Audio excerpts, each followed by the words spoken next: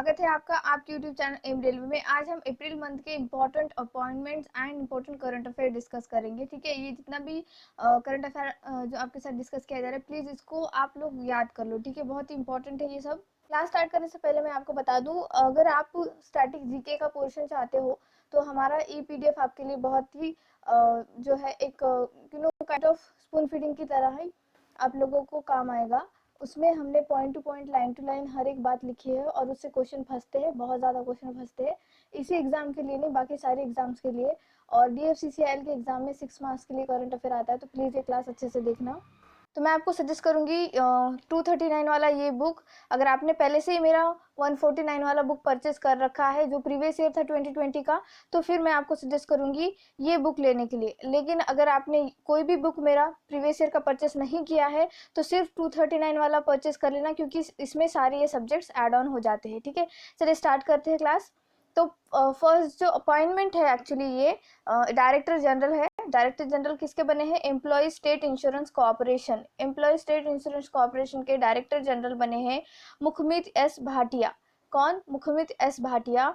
और जो ESIC है ये 1948 के एक्ट के तहत बना था। एम्प्लॉयज को एक तरह का किस तरह से सहूलियत देनी चाहिए, उनके जो वर्किंग आवर्स होते कितने होने चाहिए, अगर कोई कोई बीमार हो, कोई एम्प्लॉय बीमार हो तो उसको किस तरह से पेड लीव देनी चाहिए या नहीं, एवरीथिंग ये एक्ट 1948 के एक्ट के तहत ही जो है इसमें लिखा गया है। ESIC employ state insurance corporation.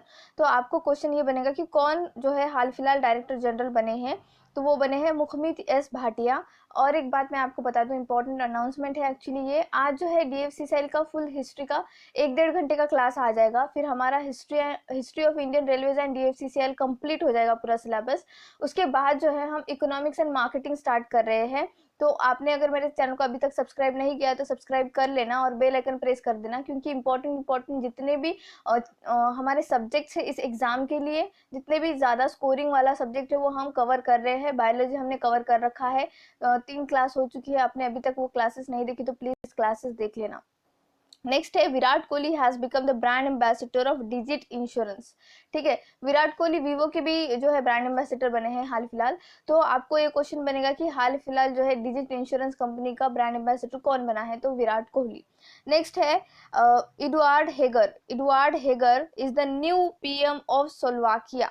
Slovakia जो यूरोपियन कंट्री है, एक्चुअली स्लोवाकिया के न्यू प्रेसिडेंट प्राइम मिनिस्टर जो बने हैं वो बने हैं एडुआर्ड हेगर। इनका नाम याद कर लीजिए। और इससे रिलेटेड अगर कुछ पूछा जाए, एग्जामिनर क्या पूछेगा कि इसका कोई एक तो उसका कंट्री का कैपिटल या फिर करेंसी पूछ सकता है। तो इसका कैपिटल क्या है? स्लोवाकिया का कैपिटल है हमारा ब्रेटिस्लावा। क्या है? ब्रेटिस्लावा। और इसकी जो करेंसी है वो यूरो है, ये याद रखना। ठीक है, यूरो है, यूरोपियन कंट्री में ही आता है, मतलब जिन्होंने euro as a currency consider कर ली है। तो आपको याद रखना है स्लोवाकिया, ब्रेटिस्लावा, यूरो। इसको लाइन से ही याद करना है। कभी भी कोई capital currency, country capital currency याद करते हो तो जो उसको लाइन से ही याद करो ऐसे। ठीक है, पहले कंट्री कर लिया capital and then currency, Slovakia, Bratislava, euro. Next है former Reserve Bank of India Governor Dr. Urjit Patel has been appointed as the additional director of Britannia Industries। ठीक है, हमारे जो फॉर्मर पहले एक्स गवर्नर जो थे RBI के उर्जित पटेल जी, वो अब ब्रिटानिया क्या है? एक फूड एंड बेवरेज कंपनी है जो इस्टेब्लिश कब हुई थी, ये क्वेश्चन बन सकता है इस बार। 1892 में इस्टेब्लिश हुई थी। ठीक है, इसका हेडक्वार्टर कहाँ पर है? इसका हेडक्वार्टर है बेंगलुरु में। पहले कोलकाता था लेकिन अब बेंगलुरु हो गया है, तो प्लीज नोट डाउन करना, Bengaluru is the right headquarter for Britannia industry. Next thing, ये जो फूड एंड बेवरेज कंपनी है, जो हमारे पहले रिजर्व बैंक के जो हमारे ये थे गवर्नर थे, तो अभी फिलहाल कौन है? 25th नंबर पे है हमारे, 25th actually 25th RBI governor है शक्तिकांत दास जी। ठीक है, कौन है? शक्तिकांत दास जी। तो प्लीज ये आपने नोट डाउन कर लेना है पॉइंट, जितना भी मैं एक्स्ट्रा इन्फॉर्मेशन आपको दे रही हूँ अदर देन PPT। ओके, तो नेक्स्ट क्या है? Justice Nuthalapati Venkata Ramana, NV Ramanna has been appointed the 48th Chief Justice of India। तो हमारे जो एनवी रमन्ना है 48 चीफ जस्टिस ऑफ इंडिया बन चुके हैं। अब इससे इंटरलिंक करके पॉलिटी से क्या क्वेश्चन बनेगा कि जो हमारा सीजीआई है चीफ जस्टिस ऑफ इंडिया, ये किस आर्टिकल के तहत आता है हमारे कॉन्स्टिट्यूशन ऑफ इंडिया में? तो ये आर्टिकल 1 to 4 के तहत आता है। कौन सा आर्टिकल? 1 to 4, 124 आर्टिकल के तहत कहा गया है कि there shall be a supreme court and there will be a chief justice of India. ठीक है, मतलब एज सच अपॉइंटमेंट के बारे में कुछ डिटेल प्रोसीजर तो नहीं दी गई है, लेकिन ऐसा कहा गया है कि भाई एक सुप्रीम कोर्ट होनी चाहिए और उसके अंदर एक सीजीआई होना चाहिए। प्रीवियस सीजीआई कौन थे? शरद अरविंद बोबडे जी। उनके पहले कौन थे? रंजन गोगोई जी। रंजन गोगोई पे ना एक केस चला था, तो वो केस को हैंडल या फिर केस जब वो कोर्ट में गया तो वहां पर जज कौन थे? सीनियर जज कौन थे उस केस को हैंडल करने वाले? चेयरपर्सन। ये क्वेश्चन आया था अभी जस्ट एनटीपीसी 21 जनवरी 2021 के पेपर में। तो वो थे चंद्रचूड़ जी। ठीक है, तो वो भी क्वेश्चन बना था, बहुत सारे बच्चों को पता नहीं था और ऐसा घुमाकर क्वेश्चन बन रहे। तो प्लीज आपको ध्यान में रखना है, सपोज अगर अभी एक्स जो हमारे चीफ जस्टिस गए हैं उनके ऊपर अगर कोई मुकदमा चलता है और कोई कमिटी बैठती है तो उसका हेड कौन है वो आपको याद कर लेना है। ठीक है, ऐसा होना नहीं चाहिए, बट मैं कह रही हूँ कि अगर कोई ऐसा हाई लेवल का ए प्रोफाइल बंदे के ऊपर कोई ऐसा काइंड ऑफ मुकदमा वगैरह चल रहा है तो उनके बारे में उनका हर एक चीज कमेटी एंड ऑल वो याद करना जरूरी बन जाता है हमारे लिए। नेक्स्ट क्या है? Virat Kohli is the brand ambassador of Vivo. मैंने जस्ट कहा था आपको कि ये विवो के भी ब्रांड एम्बेसडर बन चुके हैं, डिजिट इंश्योरेंस के भी ब्रांड एम्बेसडर बन चुके हैं। तो ये आपको याद करना है, ब्रांड एम्बेसडर से क्वेश्चन बन जाता है 1 मार्क्स के लिए। अच्छा मौका है, सीधा एक लिस्ट बना लीजिए जितने भी बड़े बड़े ब्रांड्स हैं उनका एम्बेसडर कोई इंडिया से है क्या, अगर है तो फिर उसको याद कर लेना। ऐसा मत करना कि कोई फॉरेनर एम्बेसडर को याद कर लेना, नहीं, बस जो इंडिया से बिलोंग करते हैं वही। नेक्स्ट जो न्यूज है, Sushil Chandra is appointed the chief election commissioner of India. क्या बने हैं ये? Chief election commissioner of India बने हैं और ये जो है 24 नंबर के चीफ इलेक्शन कमिश्नर बने हैं, ये याद रखना। 24 नंबर के चीफ इलेक्शन कमिश्नर बने हैं।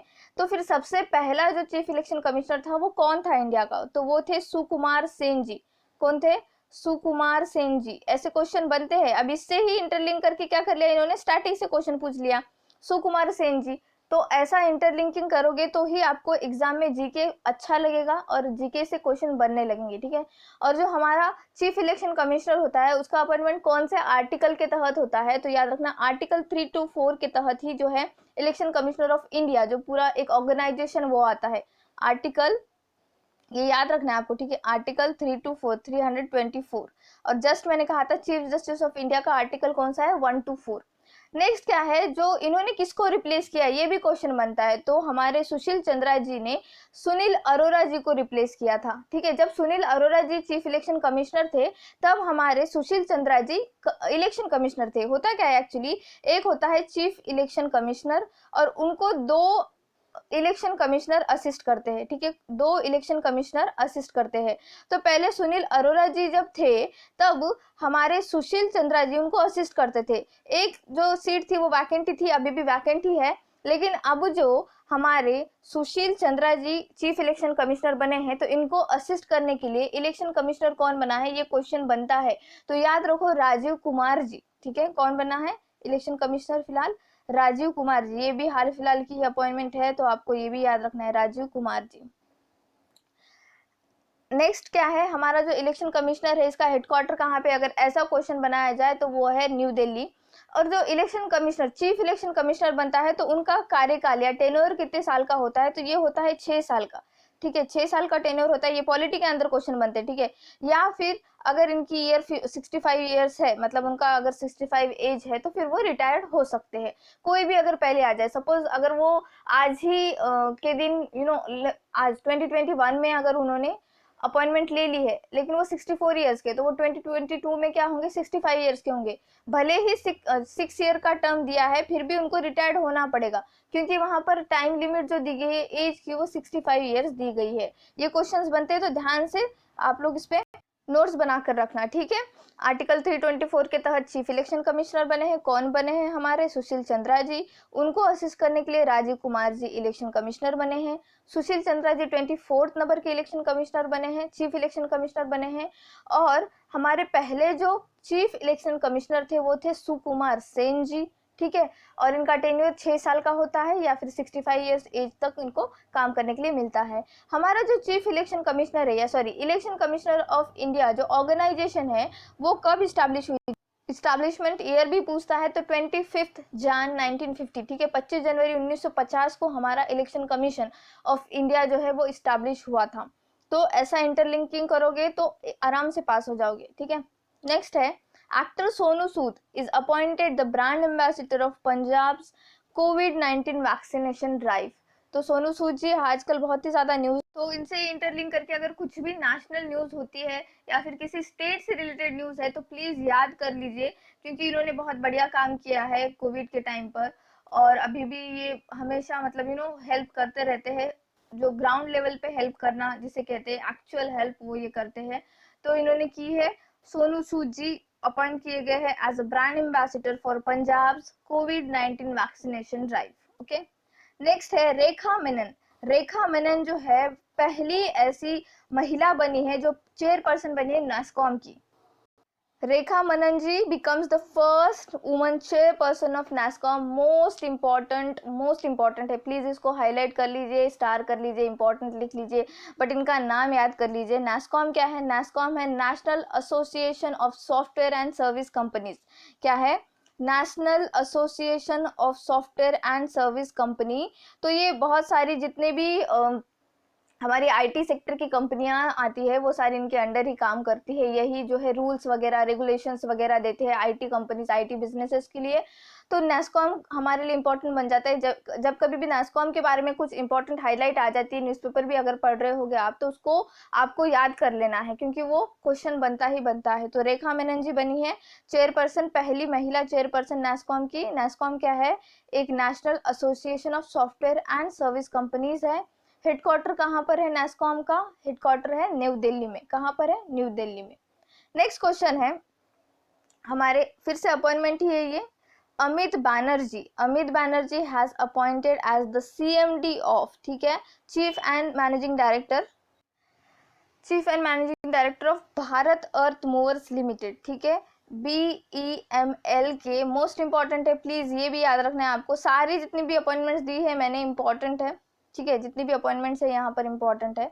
तो Amit Banerjee has been appointed the CMD of Bharat earth movers limited. Second है वैशाली एस हिवासे, ठीक है, Vaishali S Hiwase will become the first woman as a commanding officer in the border road organisation, ठीक है। तो पहली महिला कमांडिंग ऑफिसर कौन बनी है? वैशाली एस हिवासे, BRO की बनी है। BRO का हेडक्वार्टर कहाँ है पूछा गया, तो वो है हमारा न्यू दिल्ली में। और इसका इस्टेब्लिशमेंट पूछा जाए तो 7 मई 1960 को हुआ था, ठीक है। मुझे डेट का थोड़ा सा कन्फ्यूजन है, लेकिन 1960 को ही हुआ था, इतना 100% मुझे गारंटी है। प्लीज आप एक बार डेट देख लेना। जहाँ तक मुझे याद आ रहा है 7 मई 1960 ही है, और इसका हेडक्वार्टर कहाँ पर है? वो न्यू दिल्ली में है। तो Vaishali S Hiwase is the most important appointment, ठीक है, तो आपको याद रखना है। नेक्स्ट मोस्ट इंपॉर्टेंट अपॉइंटमेंट है संजीव कुमार का। Sanjeev Kumar took over the chairman of airport authority of India, ठीक है। एयरपोर्ट अथॉरिटी ऑफ इंडिया के जो है बहुत सारी जितनी अराउंड 250 कुछ एयरपोर्ट इनके अंडर आते हैं, और इनके जो चेयरमैन बने हैं वो एक्चुअली वो बने हैं संजीव कुमार जी। नाम याद रख लीजिए please, Sanjeev Kumar ji. Airport authority of India का इस्टेब्लिशमेंट ईयर अगर पूछा जाए तो 1 अप्रैल 1955 को जो है इसका इस्टेब्लिशमेंट हुआ है, ठीक है। 125 एयरपोर्ट इनके तहत काम करते हैं, और इसका हेडक्वार्टर अगर पूछा जाए आपको तो इसका हेडक्वार्टर कहाँ पर है? इसका हेडक्वार्टर है न्यू दिल्ली में। ये आपको याद रखना है। Thank you so much for watching. और इकोनॉमिक्स एंड मार्केटिंग का आपका टेंशन खत्म करने के लिए हमने जो है क्लासेस जो है कल से या फिर एटलीस्ट हमको 2 दिन दीजिए, हम कंप्लीट कर देंगे DFCCL का हिस्ट्री, और फिर इकोनॉमिक्स एंड मार्केटिंग का स्टार्ट कर देंगे, ठीक है। Thank you so much for watching.